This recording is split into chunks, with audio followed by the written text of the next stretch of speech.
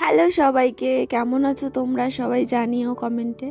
তো আজ ছিল আমার এক্সামের সেকেন্ড ডে। মা সকাল সকাল আমাকে সেদ্ধ ভাত রান্না করে দিয়েছে। এত সকালে এমনিতেই খেতে ভালো লাগে না।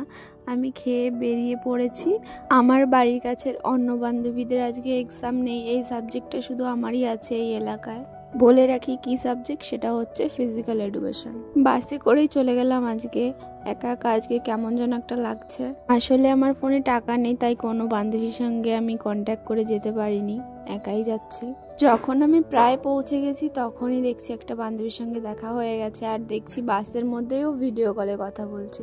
গিয়ে দেখি এখনো কেউ আসেনি। ওকে বললাম তুই একটা জলের বোতল কেন, প্রচণ্ড জল তেষ্টা পেয়ে গেছিলো, তার জন্য একটা জলের বোতল কিনলো। আজকে না একটা ব্যাপার ঘটে গেছে, আমি ভুলভাল জায়গায় নেমে পড়ছিলাম। থ্যাংক গড ওই বান্ধবীটার সঙ্গে দেখা হয়েছিল, তাই তো দেখা হচ্ছে এক্সামের পর।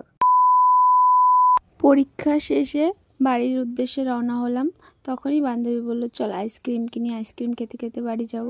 তো আজকের ব্লগটা এই পর্যন্তই, দেখা হচ্ছে অন্য কোনো একটা ভিডিওতে। টাটা।